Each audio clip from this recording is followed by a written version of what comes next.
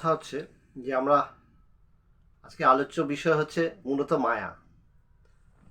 তো এটা একটা বলছে না যে মায়াকেও ঠিক বিচার করা যায় না, মায়া কি তাকে ঠিক বিচার করা যায় না।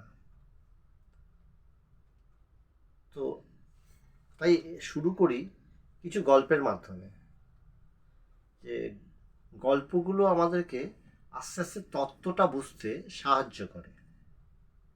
তো বেদান্তের কিছু কিছু বিখ্যাত গল্প আছে, সেই গল্পগুলো অনেকেরই জানা, অনেকেই হয়তো শুনে থাকবেন গল্পগুলো, কিন্তু গল্পগুলোকে আবার নতুন করে শোনা, নতুন করে জানা গল্প আবার শুনে কি কি লাভ?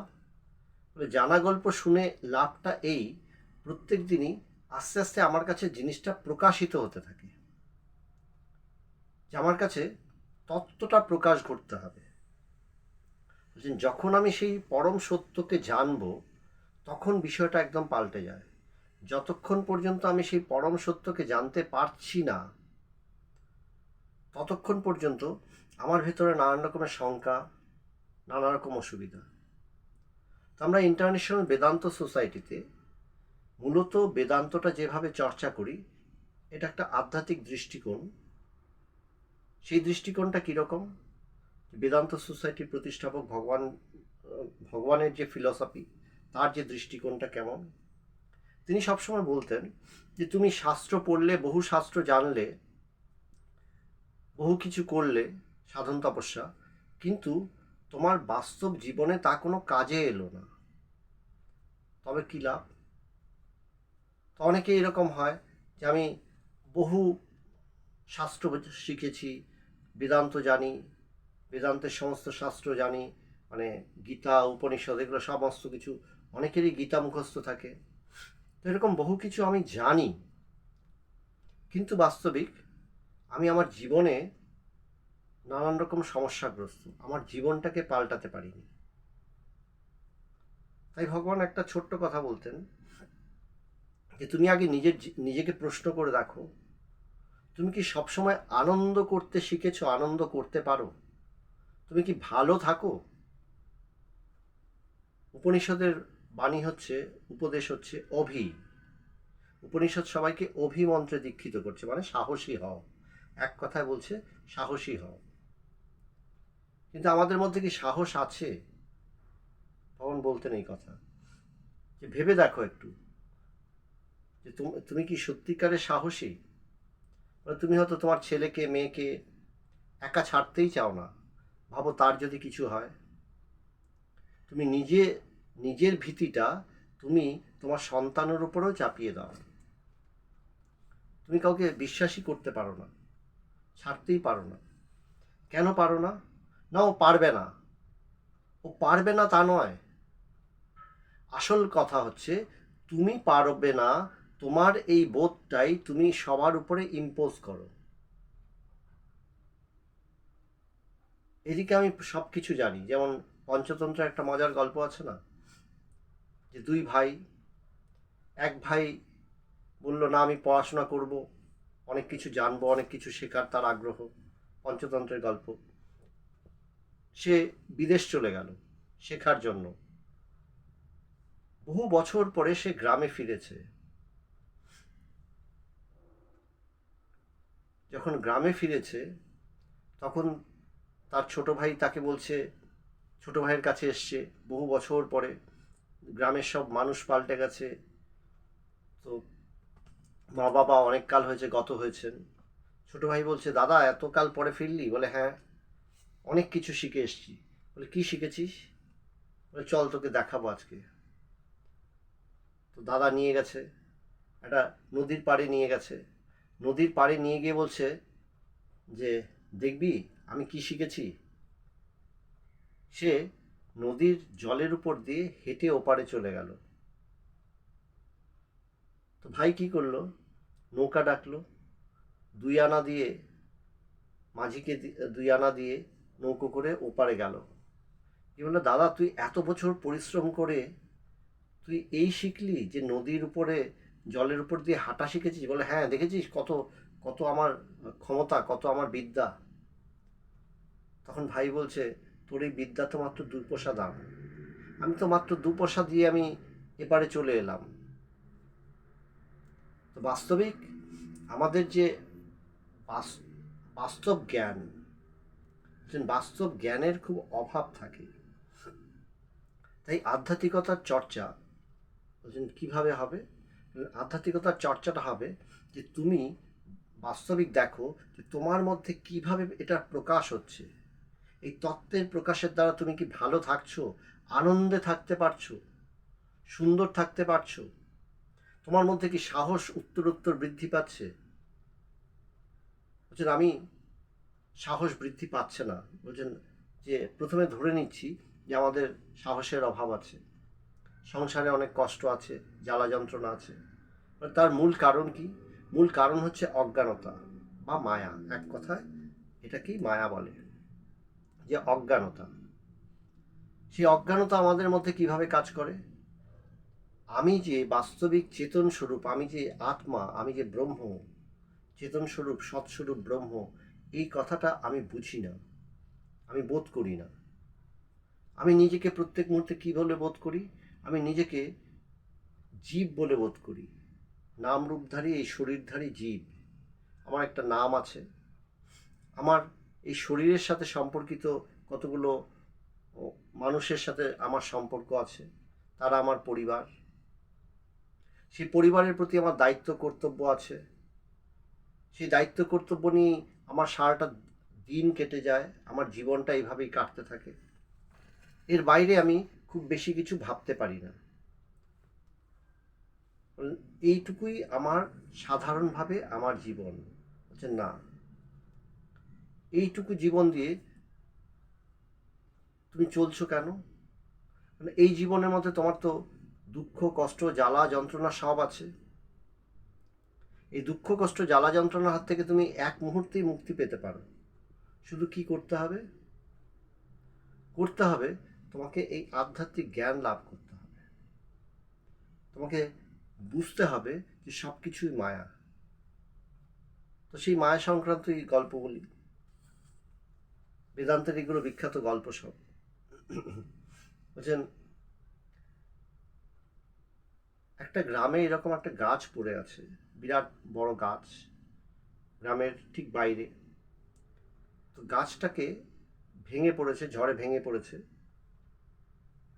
তো কাঠ কাটার লোকরা সব এসছে, তারা গাছটাকে কেটে টুকরো টুকরো করে নিয়ে গেছে। সারাদিনে যে ঝড়ে গাছটা পড়ে গেছিল, সেই গাছটাকে পরিষ্কার করে তারা নিয়ে গেছে। শুধু গাছের গুঁড়িটা পড়ে আছে, গুঁড়িটা অনেক ভারী, পুরোটা কাটতে পারেনি। সন্ধ্যা হয়ে গেছে, গুঁড়িটা ছেড়ে তারা বাকি গাছটাকে কেটে সরিয়ে নিয়ে চলে গেছে। অন্ধকার হয়ে গেছে, দিনের শেষে অন্ধকার হয়ে গেছে।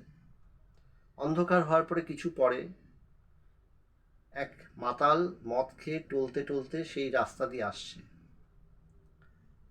সে দূর থেকে দেখছে ওখানে কেউ একটা যেন শুয়ে আছে, রাস্তার ধারে কেউ একটা শুয়ে আছে।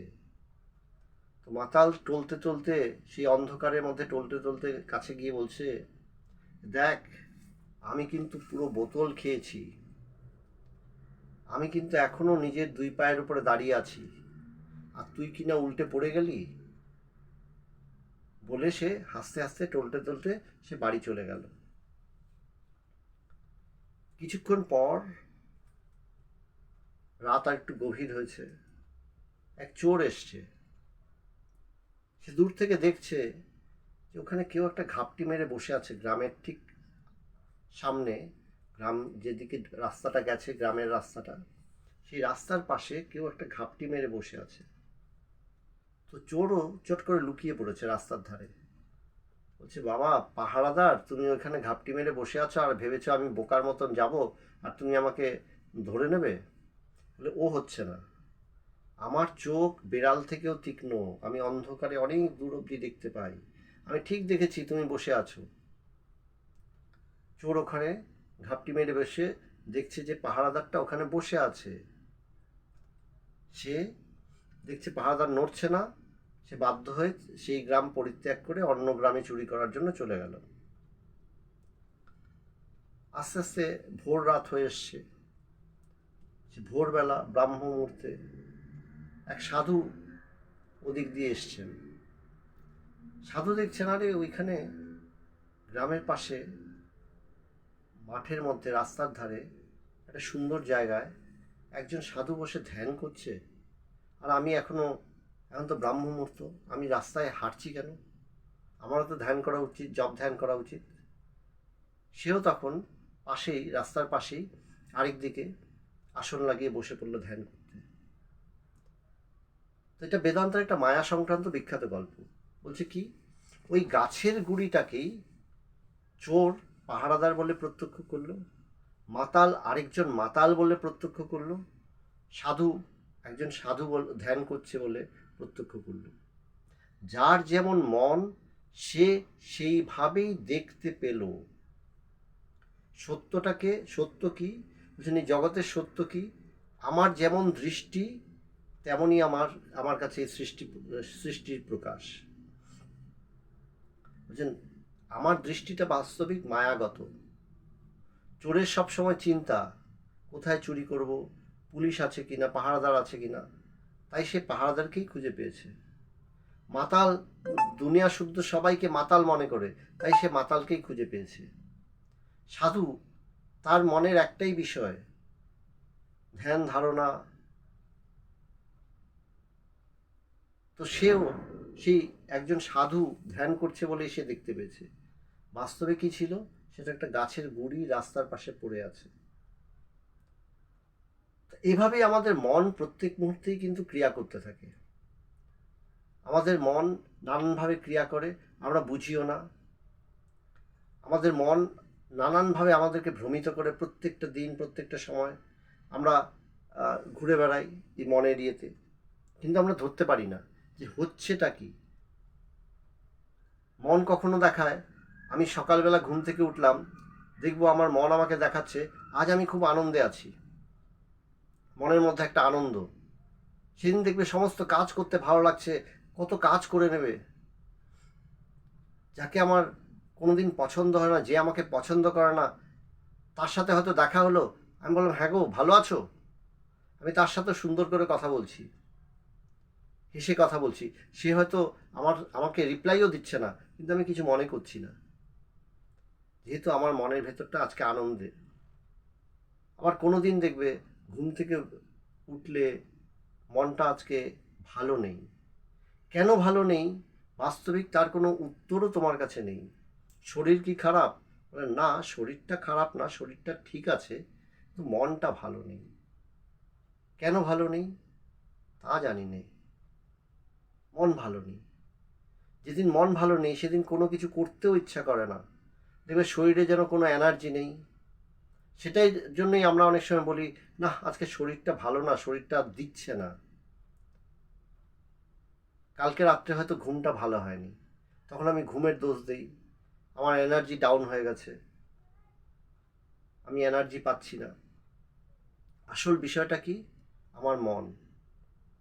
ভগবান একটা মজার গল্প বলতেন। ভগবান বলতেন যে দুই বেঈমানের পাল্লায় পড়ে আমার জীবনটাই বৃথা হয়ে গেছে। বলে কেমন? খুব সুন্দর গল্প, খুব মজার গল্প। বলছেন প্রথম বেঈমান হচ্ছে আমার শরীর। যে শরীরকে ছোটবেলা থেকে তেল মাখানো হয়েছে, তাকে অনেক দুধ খাওয়ানো হয়েছে, প্রোটিন খাওয়ানো হয়েছে, তেল মাখানো হয়েছে, ক্রিম মাখানো হয়েছে, পাউডার মাখানো হয়েছে, সাবান মাখানো হয়েছে, তাকে অনেক যত্ন করা হয়েছে। কিন্তু এই শরীর আস্তে আস্তে বয়স বাড়তে বাড়তে একটা সময় বার্ধক্যে আসে, বার্ধক্য এসে শরীরটা আস্তে আস্তে নষ্ট হয়ে যায়, তার শরীর আর চলে না। তাই প্রথম বেঈমান হচ্ছে আমার শরীর। তুমি যতই একে যত্ন নাও, এই শরীর একসময় নষ্ট হবেই, এ তোমাকে যন্ত্রণা দেবেই। আজকে কোমরে ব্যথা একটু বয়স হলেই দেখা যায়, মানে 40-এর নিচে যারা তারা অতটা বুঝবে না, 40-এর ঊর্ধ্বে যারা তারা বোঝে যে হাঁটু ব্যথা, কোমর ব্যথা, একটু হাঁটলেই কেমন কেমন করে, কিছু একটু উল্টোপাল্টা খেলেই গ্যাস হয়ে যাচ্ছে, অ্যাসিডিটি হয়ে যাচ্ছে, এই জিনিসগুলো হয় বলে এই শরীর। তাই বলছেন, ভগবান বলছেন যে শরীর হচ্ছে আমার প্রথম বেঈমান, দ্বিতীয় বেঈমান হচ্ছে মন। এই মন কি? এই এই মন হচ্ছে দ্বিতীয় বেঈমান, যে মন আমাকে প্রত্যেক মুহূর্তে আহ,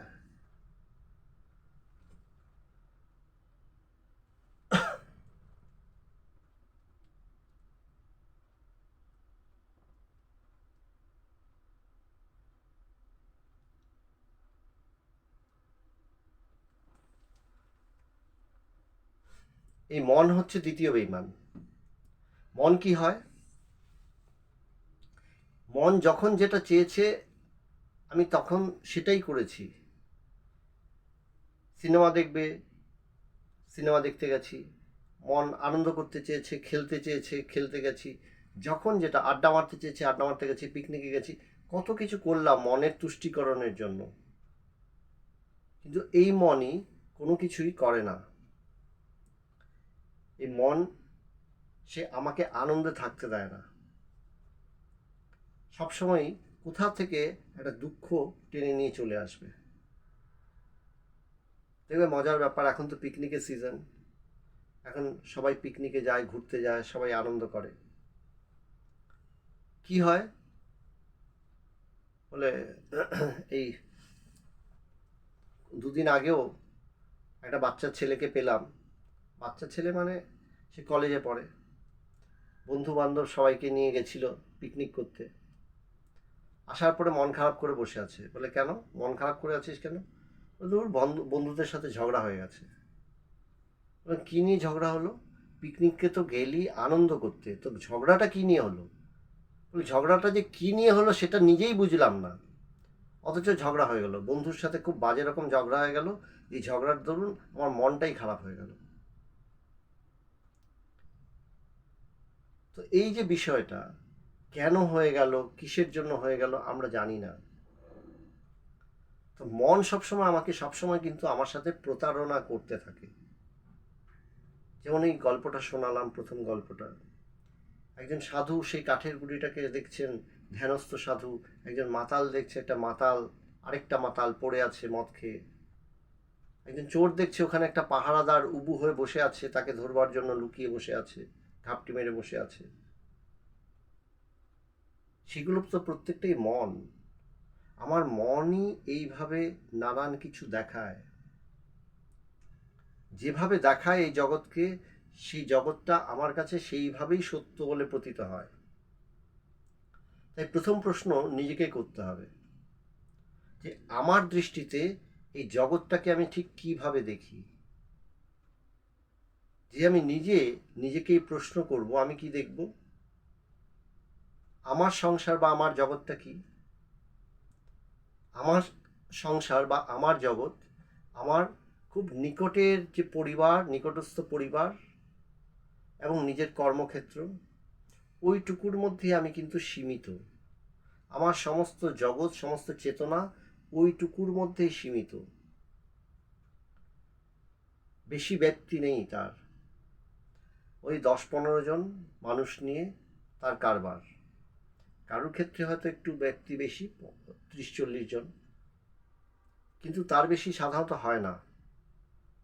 ওই 10-15 জনকে নিয়ে আমাদের কারবার বেশিরভাগ মানুষেরই, যে নিজের স্বামী স্ত্রী ছেলে মেয়ে বা মা বাবা, আর 2-4টে বন্ধু বান্ধব, আর একটু কর্মক্ষেত্রে আর 2-4 জন লোক। এইটুকুই আমাদের মূলত সংসার। এইটুকুর মধ্যেই দেখবেন যে আমার সব কিছু আমি মেনটেন করতে পারছি না। 19-20 রোজই লেগে আছে। আজকে একে শান্ত করি তো কালকে ও চিমটি কাটে, ওকে শান্ত করি তো আবার এদিকে কিছু একটা ব্যাগরা বসে। কিছু না কিছু লেগেই আছে, প্রত্যেক দিন নিত্য প্রতি লেগেই আছে। বলে ওই করতে করতে সংসারটা জেরবার অবস্থা। সংসারে আমি জেরবার, আমি কিছুতেই নিজেকে সামাল দিতে পারছি না। এটা হচ্ছে বাস্তব চিত্র। আমরা যদি নিজের জীবনটাকে দেখি, আমাদের জীবনের বাস্তব চিত্রটা হচ্ছে এটা। এই বাস্তবতা থেকে বেরিয়ে আসবো কিভাবে? বলেন যখন তুমি নিজেকে প্রশ্ন করবে, বলেন এই প্রশ্ন করাটা, নিজেকে প্রশ্ন করাটা হচ্ছে প্রথম স্টেপ। এটা হচ্ছে প্রথম আমি আমার নিজের জীবনটাকে গুছিয়ে নেওয়ার জন্য প্রথম লক্ষণ, যে হ্যাঁ আমি এবার প্রশ্ন করছি যে তাই তো, আমার সংসার কতটুকু, এই বিশ্ব সংসারের সাথে বাস্তবিক আমার সম্বন্ধ কতটুকু। ওই একটা সময় খবর চালিয়ে হয়তো টিভিতে একটু খবর দেখি বা নিউজ পেপারে একটু নিউজ দেখি, আজকাল ওইটুকু পর্যন্তই। মোবাইলে হয়তো কয়েকটা মেসেজ আসলো হোয়াটসঅ্যাপে, তাই নিয়ে বিশ্বজগতের সমস্ত খবর আমার কাছে এসে গেছিলো হাইলাইটেড ফর্মে। সেটা নিয়ে কি করি, সেটা নিয়ে আমি আমার আত্মীয় পরিজন বন্ধু বান্ধবের সাথে একটু গল্প করি, হ্যাঁ বুঝেছো পাকিস্তানে এই হচ্ছে, বাংলাদেশে এই হচ্ছে, আমেরিকায় এই হচ্ছে, ওই পর্যন্তই। সেটা কিন্তু ডাইরেক্টলি আমার জীবনকে খুব বেশি প্রভাবিত করে না। আমার জীবনকে ডাইরেক্টলি প্রভাবিত কতটুকু করে, যে 10-15 জনকে নিয়ে আমি ডিলিং করি, সেই 10-15 জনের সাথে আমার সম্পর্ক, সেই 10-15 জনই আমাকে প্রত্যেকটা সময় প্রভাবিত করছে। সেটাই আমার বাস্তবিক সংসার। এইবার তুমি ভালো করে দেখো, এই 10-15 জনের মন আর তোমার মনের মধ্যে পার্থক্য কি? যে 10-15 জন সবসময় তোমার সাথে আছে, তোমাকে নিয়ে কাটাচ্ছে, তুমিও তাদের নিয়েই কাটাচ্ছ। অনেকের সংসার আরও ছোট হয়, 4-5 জনের হয়। তো আমি একটা মাঝারি সাইজের সংসার বললাম, যে 10-15 জন কর্মক্ষেত্র মিলিয়ে। তো এই 10-15 জন কি সবাই কি একই মানসিকতার? বলে না। বলে স্বামী স্ত্রী কি একই মানসিকতার? বেশিরভাগ ক্ষেত্রেই দেখা যায় স্বামী এবং স্ত্রীর মানসিকতা মেলে না। দুজন দুইভাবে চিন্তা করে, প্রকৃতিগতভাবেই তারা ভিন্ন ধর্মী, তাই তাদের চিন্তা ভাবনার যে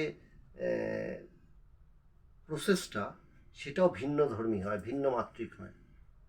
দুইজন দুইভাবে দেখে, দুইজনের আনন্দ, খুশি, রেসপন্সিবিলিটি বা সেন্স অফ রেসপন্সিবিলিটি প্রত্যেকটাই যেন আলাদা, ভিন্ন।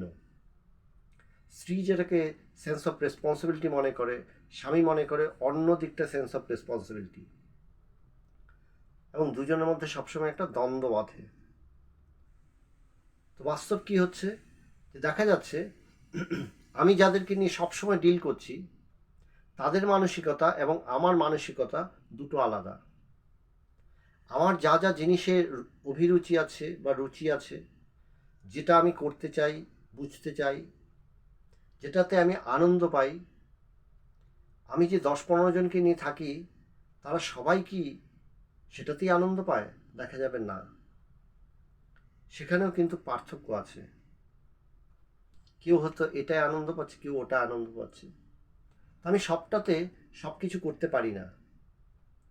যেহেতু সবটা নিয়ে সব কিছু করতে পারি না, সবাইকে নিয়ে চলতে পারি না, তাই সংসারে আমি সবসময় ডিস্টার্ব থাকি। এ হচ্ছে ভীষণ সত্য কথা, যে সংসারে আমি কেন ডিস্টার্ব থাকি। সবাই বলবে সংসারে তো ডিস্টার্ব থাকি, তার কারণ তুমি প্রথম তোমার ভেতরে বোধ হচ্ছে এই সংসার সত্য। এই সকালবেলা তুমি চোখ খুললে, ঘুম থেকে জেগে উঠলে, চোখ খুললে তুমি দেখতে পাচ্ছ তোমার পাশে সংসার, এই পৃথিবীকে দেখতে পাচ্ছ, ঘর বাড়ি, আত্মীয় পরিজন। অটোমেটিক তোমার কাছে এই সংসারটাই সত্য বলে বোধ হয়। যা আমি প্রত্যেক মুহূর্তে প্রত্যক্ষ করছি, সেটাকেই আমি সত্য বলে বোধ করি। যেমন মাতাল চোখ দিয়ে দেখেছে যে সেখানে একটা মাতাল শুয়ে আছে, সাধু তার চোখ দিয়ে দেখেছে অন্ধকারের মধ্যে যে আরেকজন সাধু সেখানে বসে ধ্যান করছে। সে তো তার নিজের চোখ দিয়ে দেখেছে, তার কাছে সেটাই সত্য বলে বোধ হয়েছে। আমিও ঠিক তেমনি ঘুম থেকে উঠলাম, ঘুম থেকে উঠে চোখ মেলে তাকালাম, তাকিয়ে আমি যেভাবে সংসার দেখছি, হয় মাতালের মতন, নয় চোরের মতন, নয় সাধুর মতন, বা আমি আমার মতন করেই সংসার দেখছি, এবং সেই অনুসারেই আমিও কিন্তু ভ্রমিত হচ্ছি। মাতাল যেভাবে গাছের গুঁড়িটা কি আরেকটা মাতাল উল্টে পড়ে আছে ভেবেছিল, বা একজন সাধু ভ্রমিত হয়েছিল, অন্ধকারের মধ্যে গাছের গুঁড়িটাকেই দেখছে আরেকজন ধ্যানস্থ সাধু, ঠিক তেমনি আমিও কিন্তু প্রত্যেকটা মুহূর্তেই ভ্রমিত হচ্ছি, এই সংসারটাকে মনে করছি যে আমার মতন, এই সংসারটা খুব ট্রাবলসাম, এই পোর্শনটা আমার ভালো, ওই দিকটা ভালো নয়, এই দিকটা আমি সামলাতে পারি না। এটা হচ্ছে প্র্যাকটিক্যাল জীবনের প্র্যাকটিক্যাল কথা। বলে এর থেকে মুক্তি পাবো কি করে? প্রথমেই বললাম যে আমাদের আলোচনার দৃষ্টিভঙ্গিটা মূলত কিন্তু আধ্যাত্মিক দৃষ্টিভঙ্গি। আজকের যে আলোচনার দৃষ্টিভঙ্গিটা হচ্ছে আধ্যাত্মিক দৃষ্টিভঙ্গি। তো আমাকে সলিউশন খুঁজতে হবে। সলিউশনটা কি? সলিউশন হচ্ছে যে আমাকে সত্য জানতে হবে, যে বাস্তবিক এই সংসারটা কেমন। এইটুকু বোঝা গেল, ওই গল্পটা দিয়ে এইটুকু বোঝা গেল, যেমন দৃষ্টি তেমনি কিন্তু আমি দেখতে পাই। দৃষ্টি তো সবারই আছে। আমার মন ঘুম থেকে উঠে যদি ভালো হয় তখন দেখব আমি সব কিছু ভালো।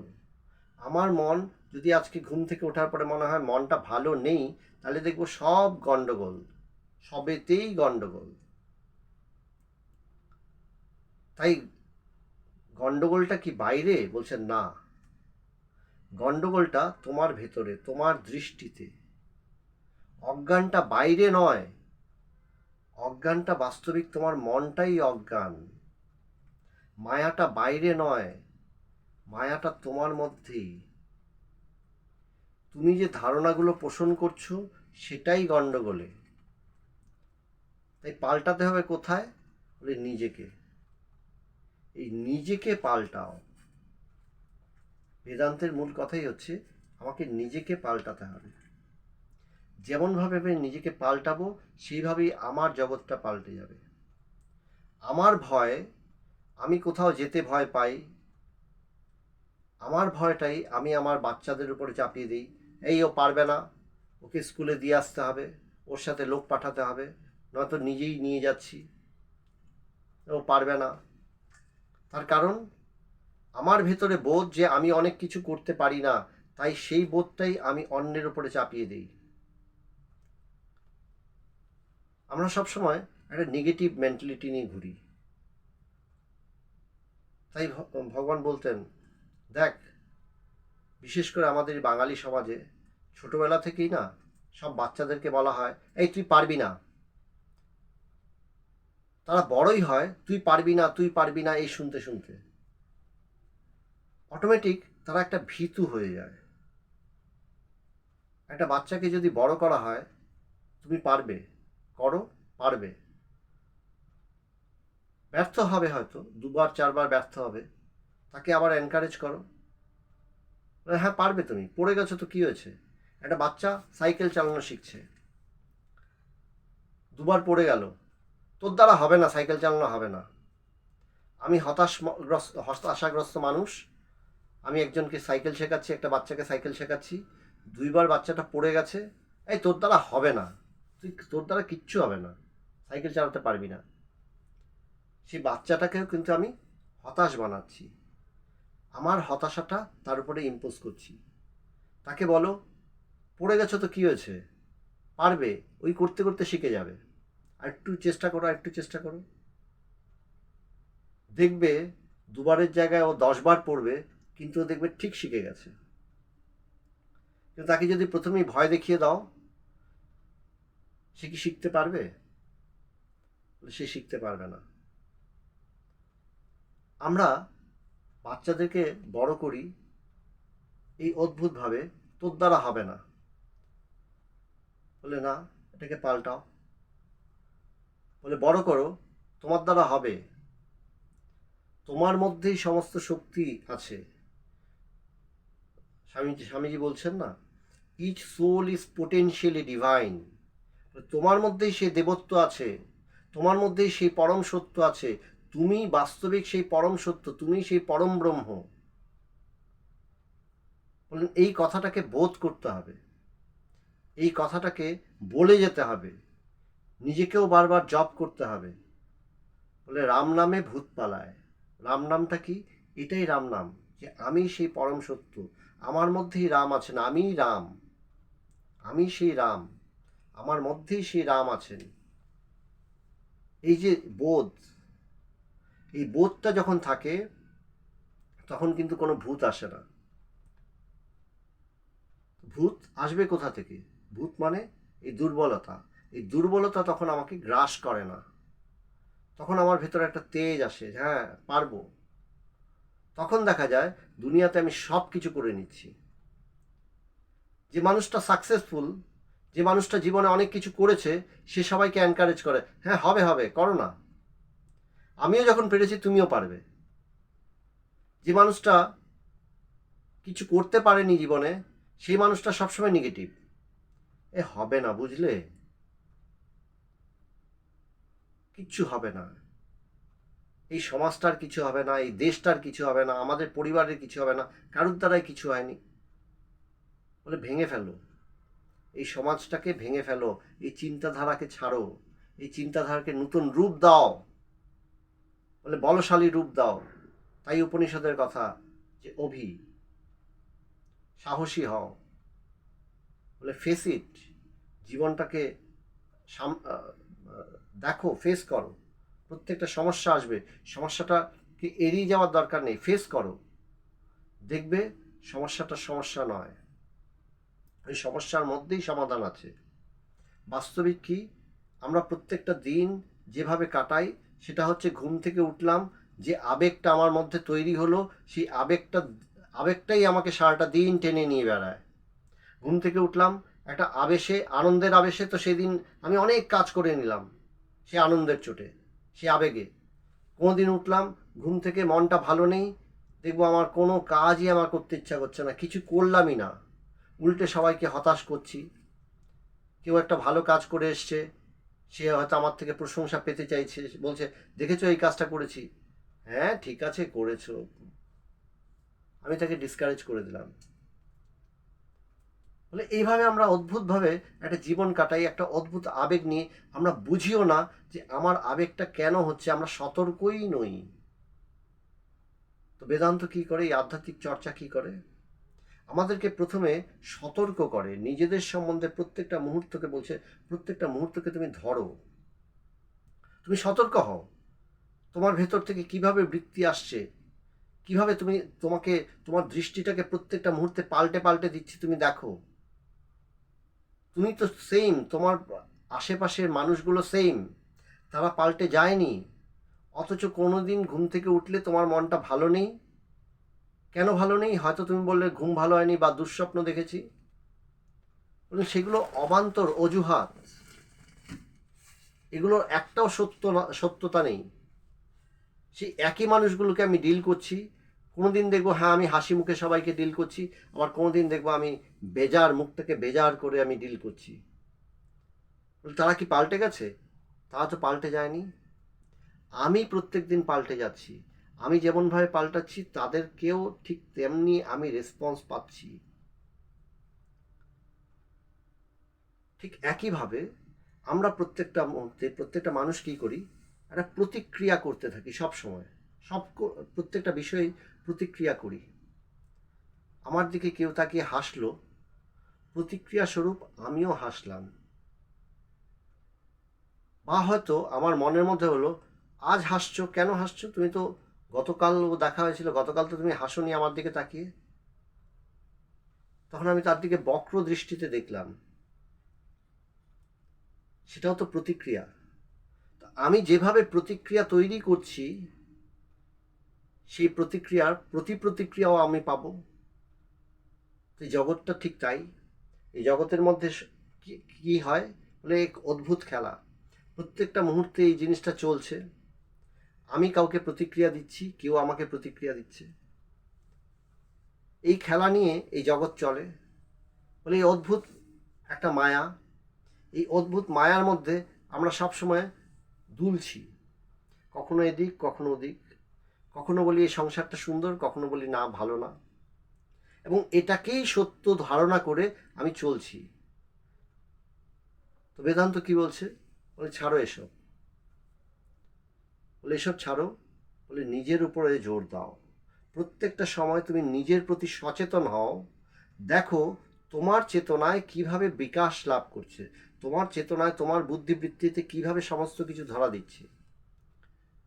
যেভাবে বলছেন, তুমি যদি বলশালী দৃষ্টি নিয়ে সবসময় দেখতে থাকো, সব কিছুকে যদি তুমি সুন্দর পবিত্র দৃষ্টিতে দেখো, তখন দেখবে এই জগৎটা অন্যরকম, তার প্রতিক্রিয়াও অন্যরকম। কয়েকদিন আগে আমি একটা গ্রামে গিয়েছিলাম, একটা ছোট্ট মজার সিন দেখলাম। সেখানে সেই গ্রামটাতে কম্বল বিতরণ করছি, এক ভদ্রলোক কিছু কম্বল দিয়েছে, তো সেই গ্রামে কম্বল দিচ্ছি। একজন বয়স্ক মহিলা কম্বল নিতে এসছে, খুবই বয়স্ক, কুঁজো, মানে কুঁজো বুড়ি, সে কুঁজো হয়ে আছে। সে কম্বল নেবে, তাকে কম্বল দেওয়া হবে, সে বসে আছে। তো ওইখানটাতে একটা বাচ্চা সবে হাঁটা শিখেছে, খুব মিষ্টি দেখতে। বাচ্চাটা যেভাবে হাঁটে, এদিকে হেলে পড়ে ওদিকে হেলে পড়ে, সেই বয়স্ক মহিলাটা, সেই বুড়িমা, মুখটা কেমন একটা বেজার করে দুঃখী, মানে সর্বদুঃখী মুখ করে বসে বসে আছে। সেই বাচ্চাটা আসলো, এসে সেই বুড়ির কাছেই আসলো, এসে বুড়ির শাড়িটা ধরে দাঁড়িয়ে থাকলো এবং তার দিকে তাকিয়ে কেমন একটা দৃষ্টিতে তাকিয়ে ফেল ফেল করে হাসছে। বুড়িটাকে দেখলাম, সেই বুড়িমাকে দেখলাম, বুড়িমাও না বাচ্চাটাকে টেনে আদর করতে শুরু করলো এবং কিছুক্ষণের মধ্যেই সেই বুড়িমার চেহারারও পরিবর্তন হয়ে গেল। তার যে সর্বদুখিয়ারি মুখটা ছিল, সেই সর্বদুখিয়ারি সেই মুখটা আর নেই, তার ভেতরে একটা তৃপ্তি বিরাজ করছে। বাচ্চাটা তো 1 মিনিট পরেই সেই বুড়িমার কোল থেকে নেমে আবার অন্যদিকে চলে গেল, বাচ্চারা যেমন হয়। কিন্তু কি করলো, তার সরলতা, বাচ্চার সেই সরলতা দিয়ে সেই বুড়িমার, আমরা কি বলবো, মুডটাকে মুহূর্তের মধ্যে পাল্টে দিল। মুড নয়, সব থেকে বেশি কিসের সংক্রমণ হয় জানো? আনন্দের সংক্রমণ হয়। তুমি যদি আনন্দ করো, দেখবে সেই আনন্দটা সংক্রমিত হচ্ছে। যা করব সেটাই সংক্রমিত হয়। বাড়িতে একটা সুন্দর ধূপকাঠি লাগাই, দেখবো চারিদিকে গন্ধ হয়ে আছে, বা ফুলের একটা ফুল নিয়ে আসি, দেখবো সুন্দর গন্ধ হয়ে আছে। আর বাড়িতে একটা মানে ইঁদুর মরেছে, সেটা যদি থাকে, বাড়িটা দুর্গন্ধ হয়ে যাবে। ঠিক তাই, আমার মনের মধ্যে কি ইঁদুর মরেছে? ভগবান বলতেন, আগে খোঁজো তোমার মনের মধ্যে কি ইঁদুর মরেছে, মানে পিএনপিসি বেশি করছো, হ্যাঁ, তোমার মনের মধ্যে কি ইঁদুর মরেছে, তাহলে দেখবে সংসারটা তোমার কাছে একরকম। আর যদি সেই শিশুটার মতন সরল হও, আনন্দে ভরপুর, তখন দেখবে যে বেজার সর্বদুখিয়ারি যে আছে, সেও দেখবে পাল্টে যাচ্ছে। আমার কাছে একটা অদ্ভুত শিক্ষা হলো সেদিন, এই দিন কতক আগে আমি দেখছিলাম, আমি মঞ্চে বসেছিলাম, মঞ্চে বসে মজা দেখছিলাম যে আরে কি সুন্দর, সেই মাকে দেখো, সেই বুড়িমার মুখটা কিন্তু পাল্টে গেল, মুখটাই পাল্টে গেল। সে যখন একটু পরে এসছে, তাকে ডাকা হয়েছে, তাকে কম্বল দেওয়া হচ্ছে, সে তখন হাসছে, তার মুখে তখন হাসি, তখন তার ভেতরে কিন্তু সেই দুঃখী ভাবটা নেই। বিষয়টা কি, আমাদেরকেও দেখতে হবে, আমরা কি প্রত্যেক দিন এই জায়গায় দাঁড়িয়ে থাকতে পারছি, নাকি শুধু একটা সাময়িক প্রতিক্রিয়া মাত্র।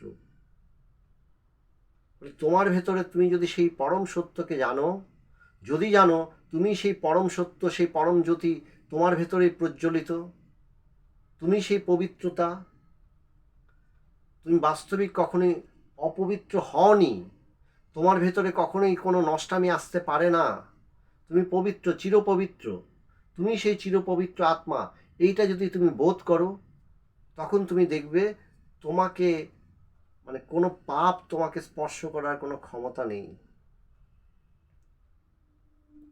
কি করে স্পর্শ করবে? যেমন হয় না যে আমরা আগুন দিয়ে সব জিনিসকে শুদ্ধিকরণ করি, কি হয়, বলে দুধ নিয়ে আসলাম, দুধটাও জাল দিই, যদি জল থাকে সেটা বাষ্প হয়ে যাবে। সোনাটাও আগুনে দিই, শুদ্ধিকরণ করি। যে কোনো জিনিসকে যখন করি, শুদ্ধিকরণ করি আগুনে দিয়ে। বলে হ্যাঁ, বলে এই জ্ঞানটাই সেই আগুন, এই জ্ঞানটাই, এই আত্মজ্ঞান, এটাই সেই আগুন। সেই আগুনেই আমার শুদ্ধিকরণ দরকার। যখন আমার সেই আত্মজ্ঞান হবে, বলছেন না, স্বামীজি বলছেন সোহম, সবসময় জপ করতে থাকো, সোহম সোহম, আমি সেই পরম সত্য, আমি সেই পরমাত্মা, জপ করতে থাকো। বলে আমি নিজেকে দুর্বল বলে ভাবছি কেন? এই যে এই যে করছি, এই করতে করতে কি হচ্ছে, ভেতরে ঘষা হচ্ছে। যেমন একটা দেশলাই কাঠি জ্বালাতে গেলেও আমাকে একবার দুবার চারবার ঘষতে হয়, কাঠিটাকে দেশলাই বাক্সের সাথে ঘষতে হয়। যেমনভাবে আমি ঘষি সেইভাবেই আগুনটা ঝট করে জ্বলে ওঠে। বলে ঘষো, নিজেকে প্রত্যেকটা মুহূর্তে বলো, স্মরণ করাও। বলে মন খারাপ, নিজেকে স্মরণ করাও যে তাই তো, আমি তো সেই আনন্দ স্বরূপ, কি করে আমার মন খারাপ হতে পারে? দেখবে কিছুক্ষণের মধ্যে তোমার মন খারাপ ঠিক হয়ে গেছে। বলে আমি খুব সমস্যায় পড়েছি, জীবনে ঘোরতর সমস্যা, এই সমস্যা আমাকে ব্যতিব্যস্ত করছে। বলে একটু শান্ত হও, চোখ বন্ধ করো, একটু স্থির হও, নিজের দিকে তাকাও, মনে করো তোমার হৃদয়ে ঈশ্বর নিবাস করছেন। ঈশ্বরই তো সমস্ত কিছু বিধান করেছেন। যদি খারাপ কিছু হয় তো তিনি তোমার জন্য তেমনটাই প্রসাদ রেখেছেন, সেটাকে প্রসাদ বলে তুমি গ্রহণ করো। দেখবে, বাস্তবেই দেখবে সব কিছু সুন্দর হয়ে যাচ্ছে। যে ঘোরতর সমস্যার তুমি কোনো সমাধান পাচ্ছিলে না, দেখবে সেই সমস্যাটাও কিছুক্ষণের মধ্যে দেখবে আস্তে আস্তে সলিউশন হয়ে যাচ্ছে।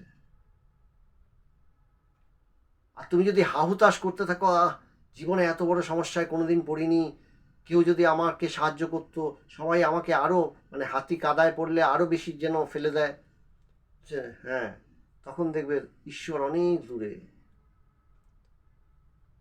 তাই তাই প্রত্যেকটা জিনিসের সলিউশন কি? সলিউশন একটাই, নিজের উপরে স্থির হয়ে দাঁড়াও।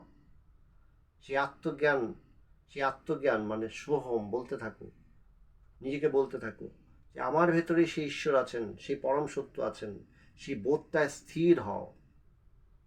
তখনই দেখবে আমার সমস্ত ভ্রান্তি, যে দৃষ্টি, বলছেন এই ভ্রান্ত দৃষ্টিতেই, অজ্ঞানময় দৃষ্টিতেই, মায়া দৃষ্টিতেই আমি জগৎটাকে সমস্যাগ্রস্ত দেখি, জগতের নানান সমস্যা দেখি, আমি ভয় পাই, এগুলো সব কেটে যাবে, এগুলো কিচ্ছু থাকবে না। শুধু দেখবে একটা স্থির দৃষ্টি, আনন্দময় দৃষ্টি। তাই দিনটা কাটাবো কি করে? সকাল থেকে ভগবান একটা ছোট্ট জিনিস বলতেন, জীবনটাকে আকলন কর, প্রত্যেকটা দিনকে ধরে আকলন কর। সকালবেলা ঘুম থেকে উঠবি, ওঠার সাথে সাথে মনে করবি আজকের দিনটা ঈশ্বর তোকে উপহার দিয়েছে। আমরা সবাই গিফট পেতে ভালোবাসি। হ্যাঁ, আজকাল বাঙালি সমাজেও হয়েছে সান্টা ক্লজ আসবে আসবে 25শে ডিসেম্বর এসে সবাইকে গিফট দেবে। হ্যাঁ, ওই বিদেশে ওরা মোজা ঝুলিয়ে বসে থাকে, আজকাল আমাদেরও হয়েছে এরকম, যে আমরাও সেই বিদেশি কালচারটাকে রপ্ত করেছি, গিফট। বলছে হ্যাঁ, ঈশ্বর বাস্তবিক প্রত্যেকটা দিনই তোমাকে উপহার দিচ্ছে। আজকে তুমি তোমার দিনটাকে উদযাপন করেছো কি? আনন্দ করে কাটাতে পেরেছো কি? তুমি দিনটাকে প্রোডাক্টিভ করতে পেরেছো কি? দিনটাকে কাজে লাগাতে পেরেছো কি? আমরা প্রোডাক্টিভ বলতে কি বুঝি? নিজের কেরিয়ার। বলছে না না, নিজের কেরিয়ার না, আরও বেশি আনন্দে জীবনযাপন করতে পেরেছি কি? আমি কি আরও স্থির ছিলাম? আমি কি আরও শান্ত ছিলাম? কোনো কিছুই কি আমাকে বিচলিত করেনি? যেদিন দেখবে মনে আনন্দ, সেদিন দেখবে কেউ এসে তোমাকে দুটো বাজে কথা বলে গেল, তুমি না মাথা ঘামে না, দূর ছাড়, বাদ দে, ওই অত কথা ছাড়। অনেক সময় হয় না, ভিড় ট্রেনে উঠলাম, দেখবে কেউ বিরক্ত হয়ে আছে, তার গায়ে হয়তো কেউ স্পর্শও করেনি, হ্যাঁ একটু সরে দাঁড়াতে পারেন না, যে যাচ্ছে। আর সেই লোকটারই আরেকদিন উঠেছে ট্রেনে, মন তার আজকে ফুরফুরে ভালো, সে জানে না কেন ভালো, তার জুতো মারিয়ে একজন চলে গেল, দাদা একটু দেখবেন তো, পায়ে ব্যথা পেলাম। সে কিন্তু চেঁচিয়ে উঠলো না, এই দেখে চলতে পারেন না, আমার পা মারিয়ে দিচ্ছেন, হয়ে গেল। এই যে পরিবর্তনটা কিভাবে হচ্ছে আমরা খেয়ালও রাখি না। বলে প্রত্যেকটা দিন তুমি কাটাও, সুন্দরভাবে কাটাও। তাই ভগবান বলতেন একটাই কথা, যে প্রত্যেকটা দিনকে তুমি আকলন করো। আজকের দিনটা কি তুমি উদযাপন করেছো? আজকের দিনটা কি সুন্দরভাবে কাটাতে পেরেছো? এই দিনটা কি প্রোডাক্টিভ ছিল? তুমি কি সত্যি সত্যি আনন্দ করেছো? তুমি যদি আনন্দ করো, তখন দেখবে তোমার চারপাশে সবাই আনন্দ করছে, আনন্দটা সংক্রামিত হয়। ওই যে বললাম, ছোট্ট শিশুটা সেই বৃদ্ধা মাকে কিছুক্ষণের মধ্যে সেই বুড়িমাকে আনন্দিত করে দিল, সেই বুড়িমার চেহারা পাল্টে গেল। এই কয়েকদিন আগে আমি শিক্ষা লাভ করলাম, মঞ্চে বসে দেখছিলাম, মজা দেখছিলাম। বলে বাস্তবেই তাই, বলে বাস্তবেই তাই। শুধু কি তাই বলছেন, যে আমরা আমাদের ভারতীয় দর্শনের বিউটিটা কোথায়? ভারতীয় দর্শনের সমস্ত বিউটি হচ্ছে এই অনুভূতিতে। এটা কোনো ফিলসফি নয়, বৌদ্ধিক ফিলসফি নয়, যে বুদ্ধি দিয়ে সৃষ্টি করা হয়েছে এই মতবাদ, তা নয়। পুরোটাই অনুভবের উপরে দাঁড়িয়ে আছে। এবং তুমি অনুভব করো, দেখবে কি সুন্দর জীবনটা, কি সুন্দর, বাস্তবেই দেখবে জীবনটা কত সুন্দর। তাই বলছে, ঈশ্বর চিন্তা করে কাটাও বা ব্রহ্ম চিন্তা করে কাটাও, বেদান্ত নিয়ে কাটাও, দেখবে তোমার জীবনটা অন্যরকম হয়ে গেছে। তখন দেখবে নিজেকে, নিজের জীবনটাকে প্রত্যেক মুহূর্তে তোমার ভালো লাগবে। মানে হ্যাঁ, সত্যিকারেই আমার এই মানব জীবন সার্থক হয়েছে। তখন তুমি বলবে, হ্যাঁ, আমার মানব জীবন সত্যিই সার্থক। এর থেকে বেশি আর তৃপ্তি কিসে আসতে পারে? এটাই আসল জিনিস। এই যে জ্ঞানটা, এই বোধটা, এটাই আত্মজ্যোতি। সেই আত্মজ্যোতির প্রকাশ। মায়া কি বলছেন? আমার এই ভ্রমিত দৃষ্টি, প্রত্যেক মুহূর্তে যে দৃষ্টিটা পাল্টে পাল্টে যাচ্ছে, কখনো এদিক কখনো সেদিক, কখনো ভালো দেখাচ্ছে কখনো মন্দ দেখাচ্ছে। বলে এই ভ্রমিত দৃষ্টিকে ত্যাগ করো, নিজের অন্তর্জ্যোতিকে প্রকাশিত হতে দাও, সেই অন্তর্জ্যোতির প্রকাশে আনন্দ করো। তখন দেখবে জগৎটা অন্যরকম, এই সংসার অন্যরকম। এই সংসারটা বাস্তবিক ঈশ্বর ছাড়া আর কিছুই নয়। তো এই আজকের আলোচনাটা এখানেই শেষ করি। আশা করি সবাই উপকৃত হবে।